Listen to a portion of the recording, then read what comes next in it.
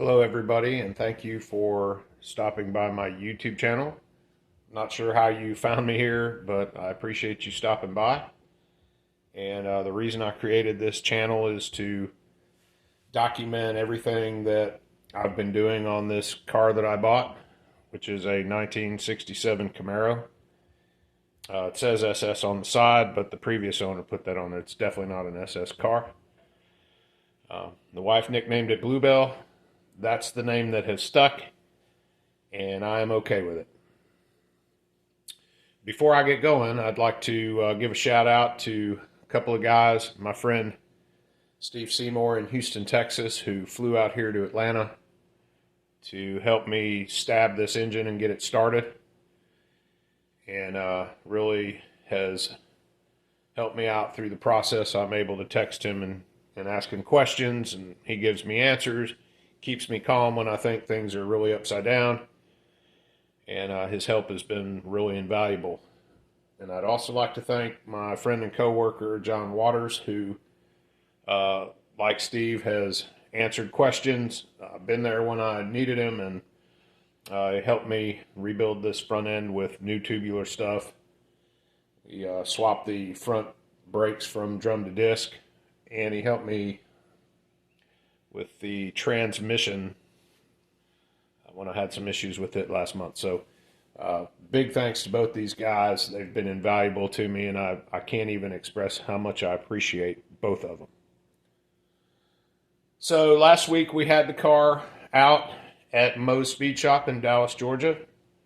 Have a tune put on it and run it onto the dyno as we're getting closer and closer to really getting this car to run and work the way it should. There's still a ways to go, and there's still things that need to happen, but we're slowly but surely making really good progress on it. Right now, I think the car runs as good as it's run since the engine has been installed.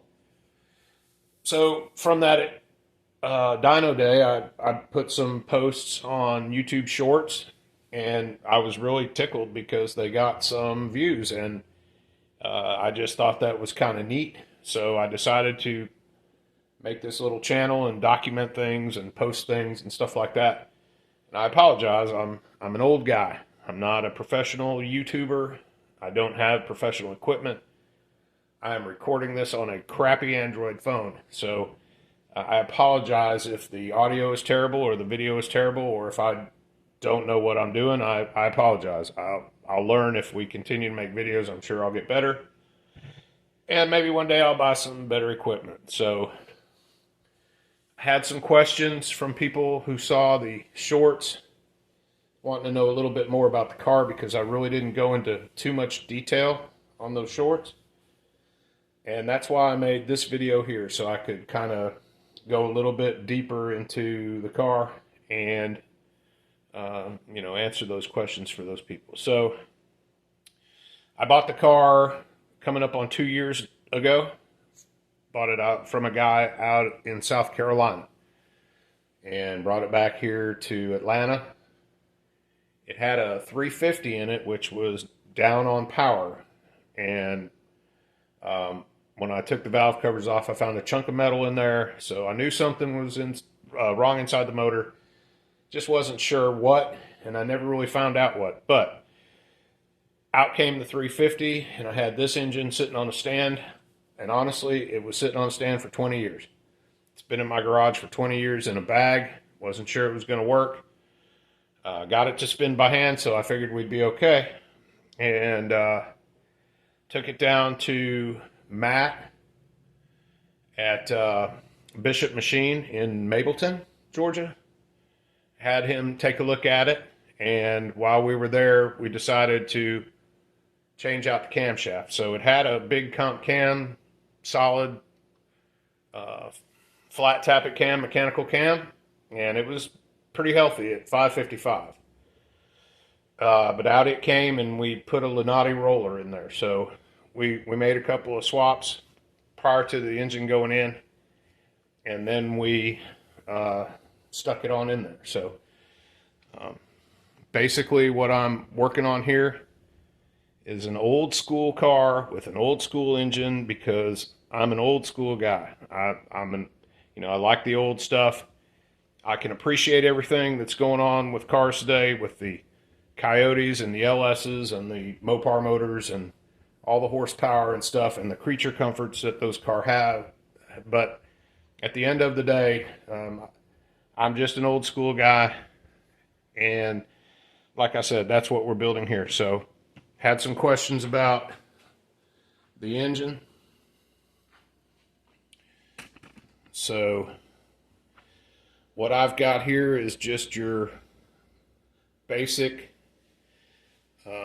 naturally aspirated small block Chevy. It's a 400, which was worked to 406. And it's got a Lunati crank. It's got stock GM rods. I think they're stock length 5.7. I apologize, the engine compartment's filthy, but it's too cold outside to clean it right now. The pistons are Wiseco, and they're free-floating wrist pins. Compression, they're flat tops, so compression ratio somewhere 10.5 to 11:1, somewhere in that range. And the engine was put together by a gentleman in Houston by the name of Jim Kent at a shop called Brogan's, which was actually a auto parts store with a machine shop in the back. Old school. It's completely old school. And he put together a pretty nice engine. The heads were also done at Brogan's. So they're just your cast iron double hump heads, but they have been completely gone through, completely worked, and they seem to flow pretty good. The heads have Manley valves, and the springs, locks, retainers are all comp cams. They're screw-in studs, guide plates. Not sure which brand push rods are in there. Matt at Bishop put in some new push rods. I'm not sure what they are. I need to ask him. It's got crane rollers on it, so it's a full roller motor, and it really sings. I mean, it has its own sound. It doesn't sound like a 302 going upstairs. It just sounds like, it doesn't even sound like a 350. It just sounds different, and I like it. Cam is a Lunati roller that we stuck in there. Specs on that cam are 295, 303 duration, 560, 565 lift on a 110.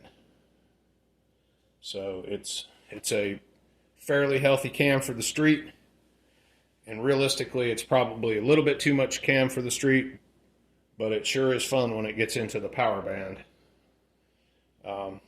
The intake manifold is single plane Holley strip dominator, which was not working very well on the low end, wasn't helping the idle, so we put a 1-inch spacer between it and the carburetor, which seemed to help out tremendously.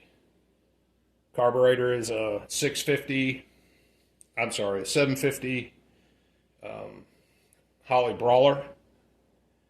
That was recommended by the tuner. I don't know much about it. For me, the jury is still out on it, but it seems to be working pretty well. It's got hooker headers. The ignition is MSD distributor, MSD coil. And that's the engine. So there is a interesting thing about this. The 400s are externally balanced. But I went ahead and I spent the money and put heavy metal into the crankshaft, so it is now internally balanced like a small block Chevy should be. So I'm using a TCI dampener up front and a TCI forged flex plate in the back. On both ends of those crankshaft, we got TCI products. They make good stuff. Transmission is built by a gentleman at a shop called Georgia Performance Transmission. He's down in Central Georgia. The transmission things, sometimes you find somebody that gives you a good deal on a transmission, and of course, 3 weeks later, you're on the side of the road. I don't have a lot of miles on this transmission yet, but it seems to be built very well. The price was very good, and the customer service has been exceptional. I've called him with questions about how I'm supposed to do things or why I'm supposed to do things or his opinion, and he always takes the time to talk to me about it. So he's really good, and I got my fingers crossed that I found a transmission guy that's reputable and honest. Torque converter is Jegg's piece. It's very small diameter, but it's 2600 to 3200, or maybe 2800 to 3200 stall. So it's a little rough to drive it on the street. It's taken me a little bit of getting used to, and I'm still not real used to it. But once it gets up into 2800, 3000, that engine really comes to life, and she really starts getting down the street. Out back is all Yukon stuff, Yukon carrier, Yukon ring and pinion, gearing at 373. Something we just put in. I like it. I can feel it in the seat of the pants. It has woke the car up a little bit, but I think at the end of the day that probably needs to be a little taller. Something in the fours somewhere, which of course would make it less drivable, but I think it needs it. So that's her in a nutshell.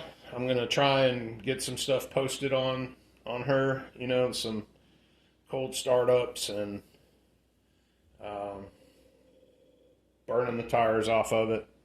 I need to get new tires anyway, so these are going to end up probably being sacrificial. So listen, I don't know a lot about this, but if you have questions about it, or if you have comments about the car, or tips, tricks, anything like that, and if you have any, thing you want to share with recording video and doing videos and stuff like that, I am all ears, because I'd really like to learn it, if nothing else, just to keep this for posterity when the car gets passed down. So I appreciate you coming by. I don't know, am I supposed to say like and subscribe? I hear everybody say like and subscribe, so I guess that's just a thing, and I'll try and put out content as best I possibly can. And I thank you for coming by, and I hope to see y'all around again after I make some more videos. Thanks.